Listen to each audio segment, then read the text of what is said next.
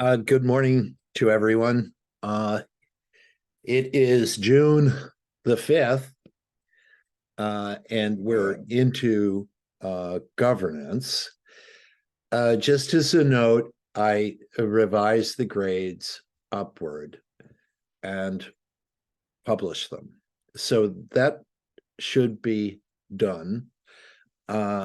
So without further ado, let me go to the article. This was an article that I had posted.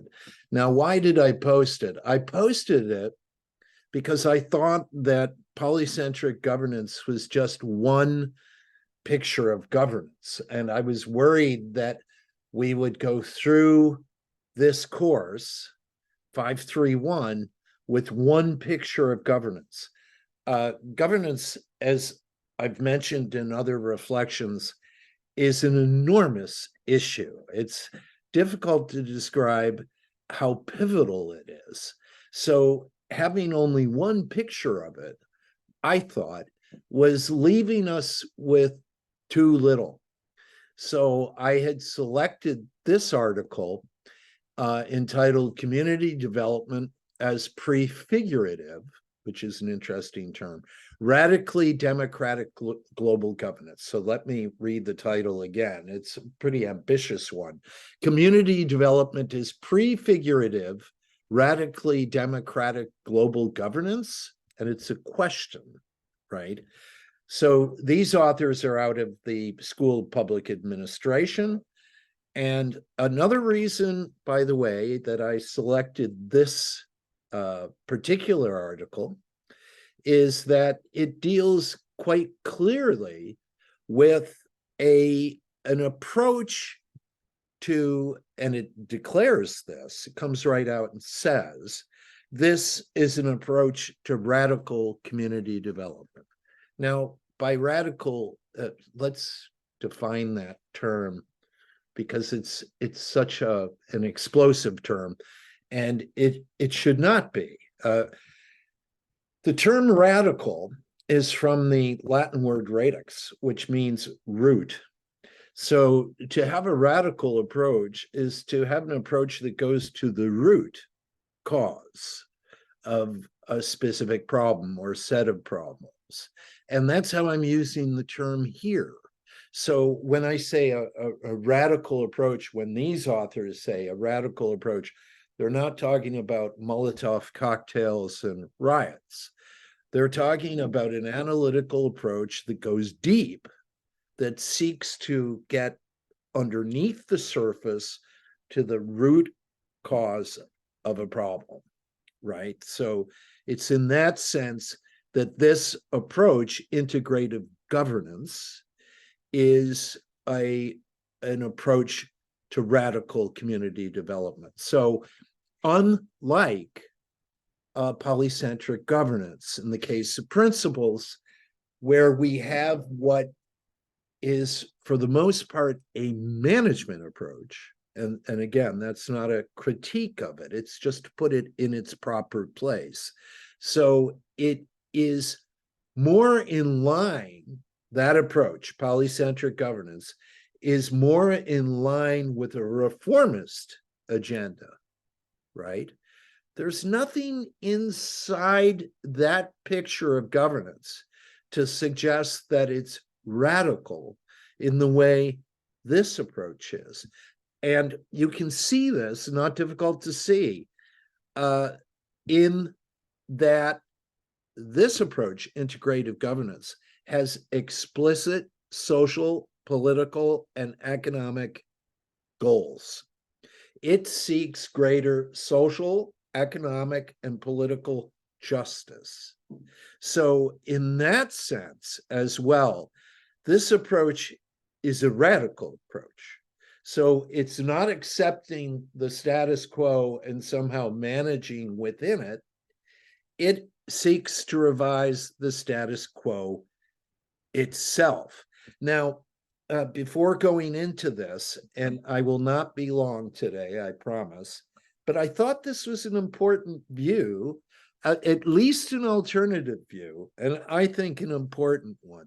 First of all, keep in mind, it's more in line with critical social theory than polycentric governance, right? So if only for that reason, it merits our attention. Now, let me go into a technicality in the text itself. They talk about ideal types near the beginning.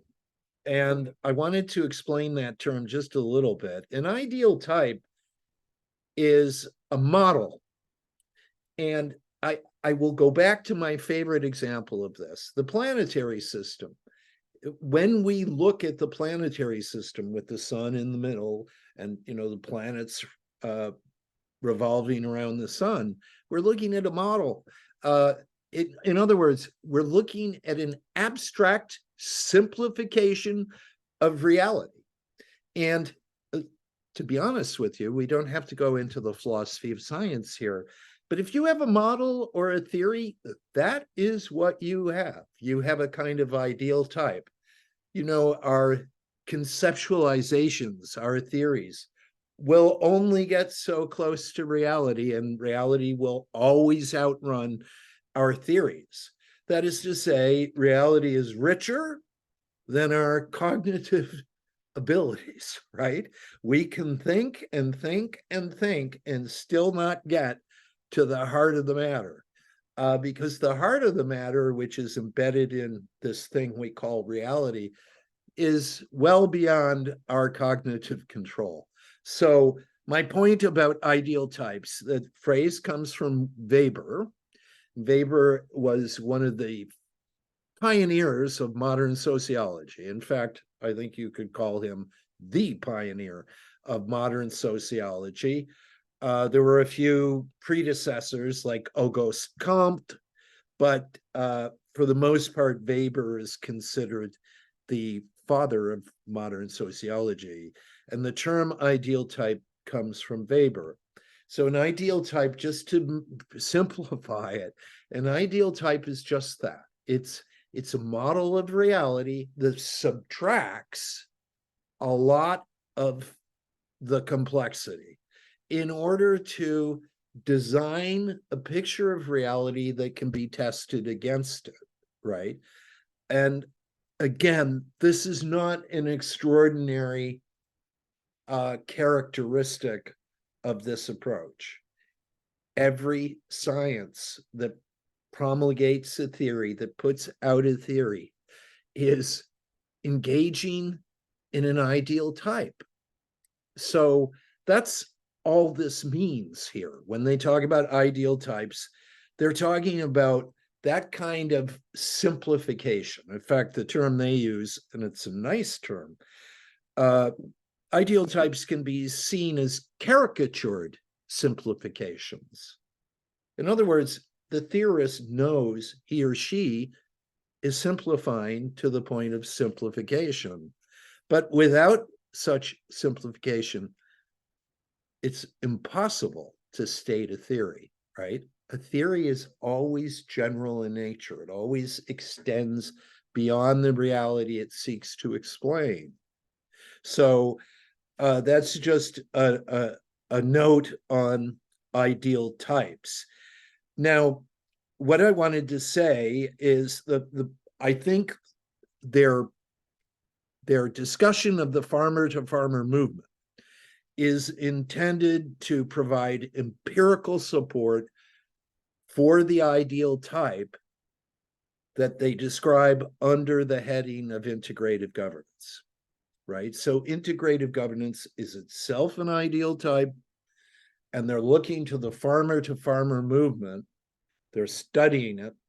They're examining its components and the pieces of it, and they're attempting to argue that this empirical description of the farmer-to-farmer movement somehow illustrates the model and substantiates the model.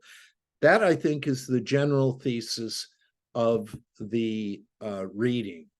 So in other words, they want to be able to present a model of integrative governance, turn to the farmer-to-farmer movement, and use it as an extensive empirical illustration of the ideal type, of the model, of the model of integrative governance. So that's where they're taking this. The case study on the farmers, this is a case study. So they're looking at a particular case, and they're attempting to derive various, or to substantiate, I should say, various principles. Now, also on context, note that this is a direct response to the neoliberal assault on agriculture. Now, I would hope I don't have to go into that here. I suspect you're all familiar with it. That's why I said what I just said. I don't want to go through details that are already familiar to you. To make a long story short, we see agribusiness attempting around the world, by the way, attempting to replace local seeds, buy up local seeds, take control of farming lands. This is going on around the world. This might be described as a land grab by the plutocracy, right? I mean, that's one way to put it. In other words, those who control agribusiness, and they're capitalists, they're owners of the means of production. So that's an appropriate term for them, classically understood. They own the means of production, they own capital, hence they're capitalists. These capitalists, under the banner of agribusiness, have fought a pretty long war against local farmers around the globe. So this is the context, the broader context of integrated governance. Now, in looking at the farmer-to-farmer movement, they talk about agroecology in opposition to neoliberal conceptions of agriculture, where agriculture is seen more or less as a massive conveyor belt, right? So you just drive seeds in, you cultivate them, you harvest them, and this becomes almost mechanical in nature.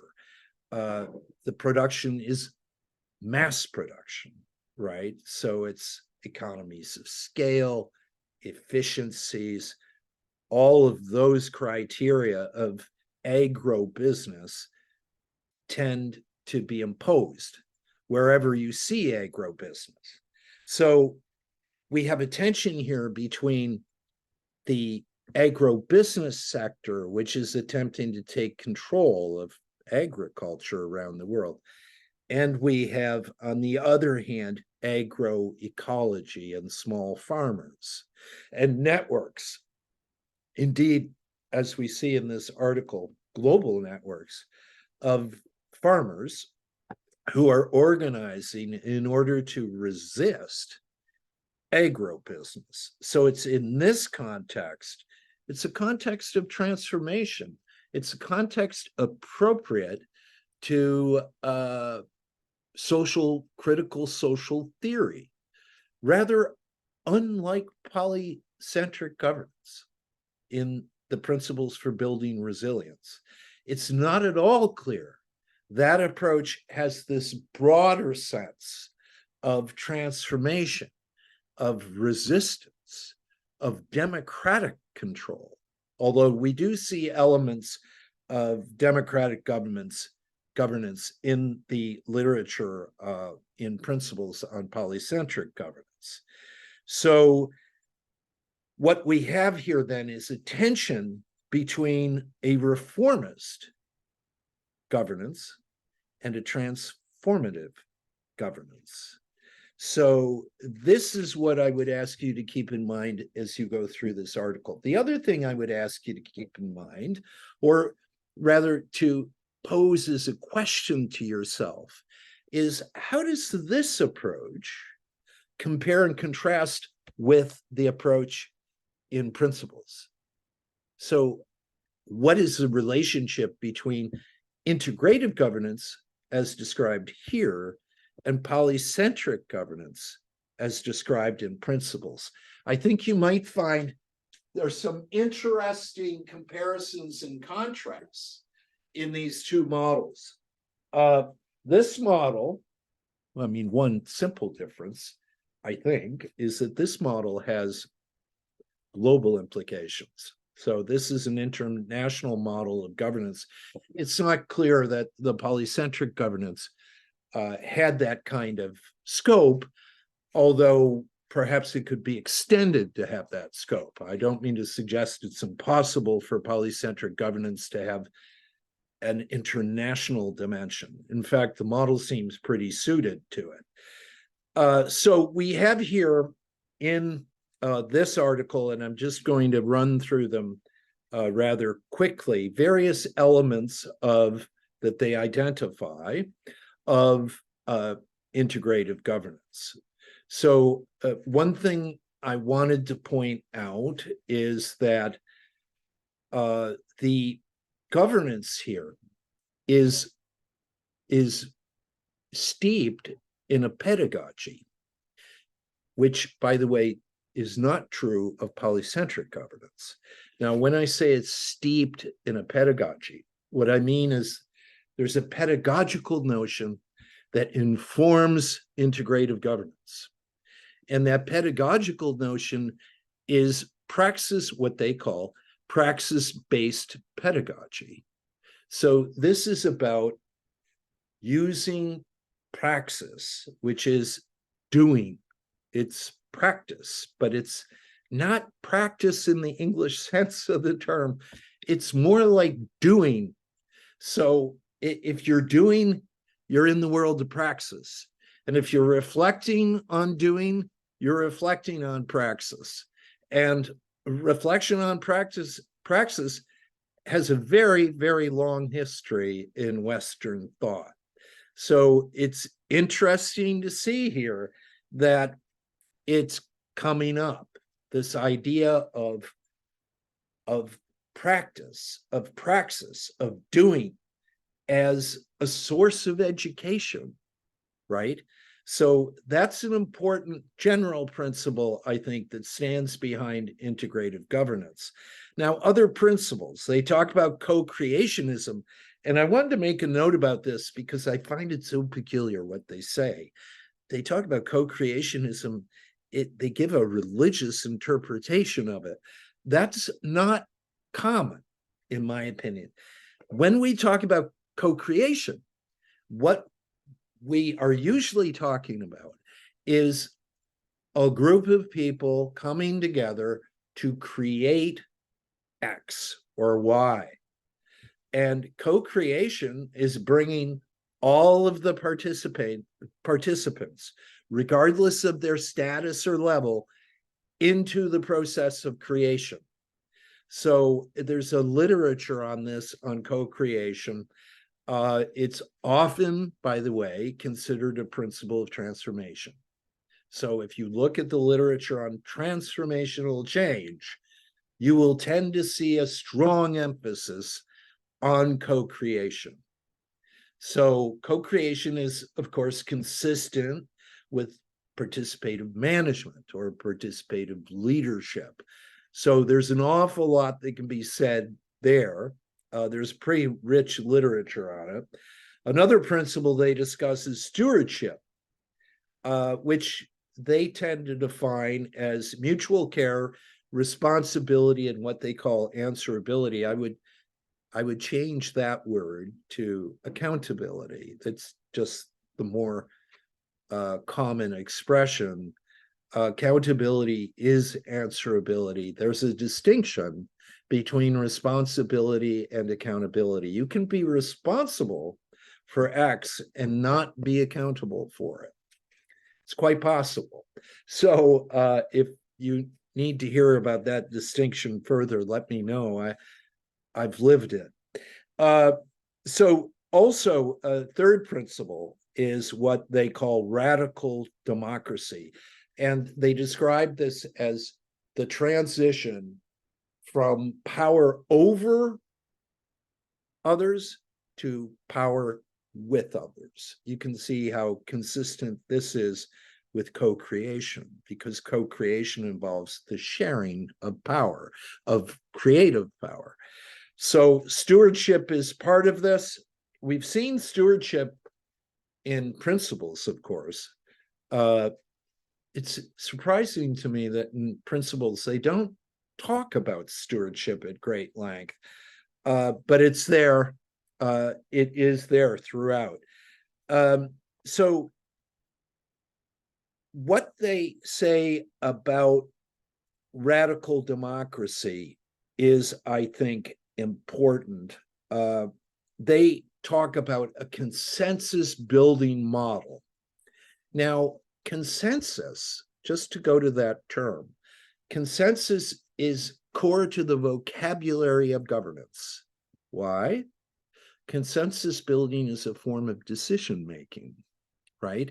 And I said in other reflections, when we talk about governance, at the end of the day, when push comes to shove, what are we talking about? Decision making. So this radical democracy, that principle of integrative governance, issues in an approach to decision making that is consensus based. And just to be clear on what consensus is, consensus, we might say, is general agreement, but as general agreement, it does not imply universal agreement. So consensus is a notion that deserves pause. It's not always well understood.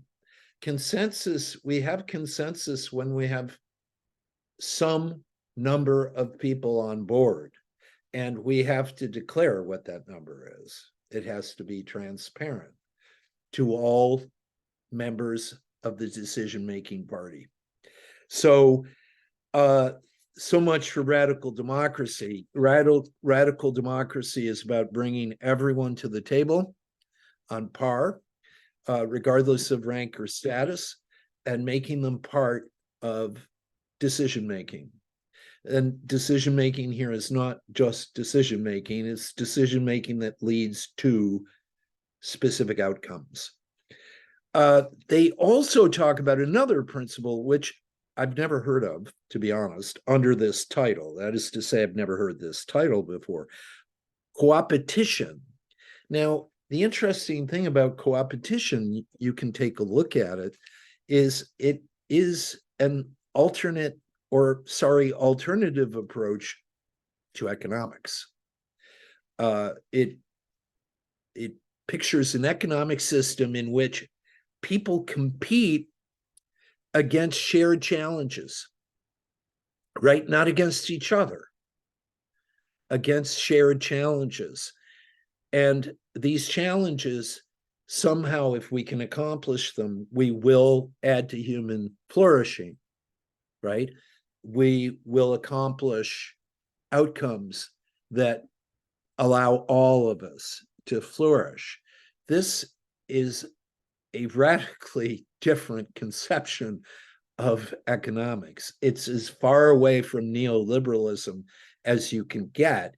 I hesitate to slap a label on it. I think we should just leave it as it is. Co-opetition, it's difficult to describe. It would appear to imply common ownership and stewardship. So that's some form of communitarian ownership. It's not clear that that's social ownership. It's just not clear to me. Common ownership of land and stewardship, common stewardship of the land. Merging of capital and labor. These are ambitious goals, I might point out. Labor and capital have been at odds since 1750 and are still very much at odds. Lenders and borrowers should be brought together in co-opetition, so they're working to the same end. That's not impossible. None of this is impossible. There are various ways, I won't go into them here, but specific ways of merging the interests of lenders and borrowers. That's not impossible. Participative stewardship, I think, is implied by the very notion of integrative governance, because what are you integrating? You're integrating the views, the opinions, the positions of a wide range of individuals. In the case study, these would be farmers, right? Local farmers. So this entire farmer-to-farmer movement is under a different title, often called the food sovereignty movement. And it's considered a movement because it's so open, transparent, and non-hierarchical.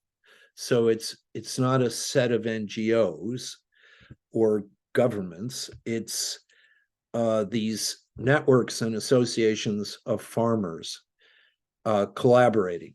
They do a good job later in the chapter of articulating some of the challenges that this approach would face. Now, one last principle, what they call facilitative coordination.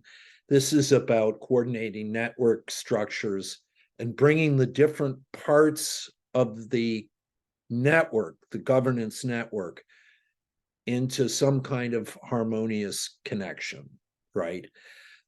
So they mentioned promoters, facilitators, and coordinators. These are individuals, or in fact, roles. They're in effect roles within an integrative governance framework. Now, I wanted to read one section of it, but before I do that, let me make a final point. You can see, if you compare this approach to polycentric governance, I think you should be able to see a number of differences. First of all, the context is quite different, but the principles are different. We don't see, for example, here, any mention of feedback, of feedbacks and loops and those sorts of considerations that we saw in the case of resilience. Now, another thing I might say, and I'll conclude with this, I'll find the section I want to read, and I'll conclude with this statement.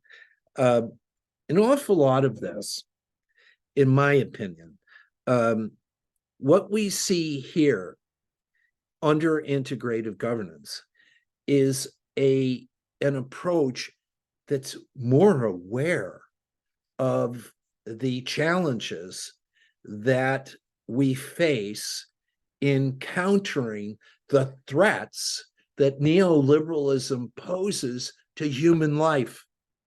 Whether we're talking about agriculture, whether we're talking about human health, whether we're talking about environmental sustainability, whether we're talking about the sustainability of human communities, it does not matter what we're talking about. This is an approach designed with that specific general context in mind, rather unlike polycentric governance as characterized in Principles for Building Resilience. That struck me as a more enclosed approach to environmental sustainability. We have ecosystems, we have social ecological systems, they interact, but the broader world of politics and economics and neoliberalism, hegemony, everything we've talked about that surrounds us does not surround polycentric governance as described in Principles. I mean, there's some of it, there's an acknowledgement of politics, but one of the things I critiqued the book for myself was its lack of political sophistication, its lack of political awareness. And I think this approach is more embedded in an appropriate vision of contemporary political, economic, and social challenges. So I would give it a bit of I would give it kudos for that, as opposed to what we see in Principles. Now, what I wanted to read, and I'll close with this, is at the very end, if I can find it, because I meant to call it up before. Just let me take a look. Where the hell is it? Thank you for holding on. Here it is. Radical community development demands a commitment to collective action for social, economic, and environmental justice. So there's a connection to justice right up front. Empowerment through critical consciousness, critical social theory, a clear understanding of societal power dynamics, not power dynamics within a governance system. We're talking about broader social realities, right? So, and the wider political context. So a clear understanding of societal power dynamics in the wider political context, and collective action at the root causes of injustice rather than its symptoms. The work must not only do good, it must be transformative. Radical community development must have participatory democracy at its heart and operate through an altered way of knowing the world in epistemology, and changed ways of being in the world, ontology. So you can see how deep this is, right? It seeks to develop a new epistemology, a new way of knowing that honors, by the way, indigenous knowledge, for example, and it aims to create a new ontological understanding of nature. And when we turn to our next topic, indigenous leadership, we will talk about that at some length. The issue at bottom is, how do we view nature to start with? You know, the neoliberal conception of nature sees it as a ground of exploitation, period. And indigenous approaches to nature are very, very different. We'll be talking about them soon.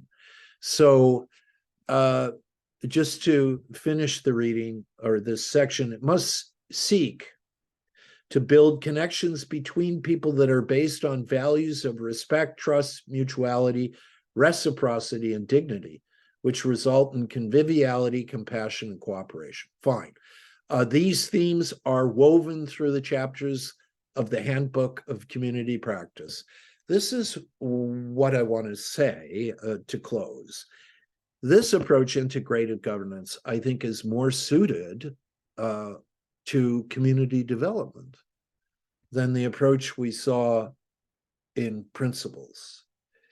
In fact, I'll be honest with you, when I read Principles for Building Resilience, I was not convinced that it is transformative in any way at all. It seems far more reformist in nature. That doesn't mean it's not worth doing.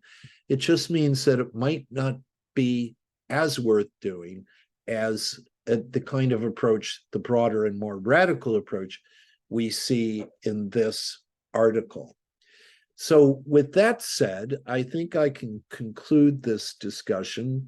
I added this to our readings again, just so that we would have a different model in front of us, and a model that, moreover, is arguably more appropriate to community development writ large than what we saw in Principles. Principles is a text, by and large, if I'm not mistaken, to guide those who manage ecosystem services. And that's part of community development. I would never suggest otherwise, but it's a very specific domain. And this approach is much broader, and I think therefore more appropriate to transformation in the context of community development. So with that, I'll conclude, and thanks for your time. Bye. Wow.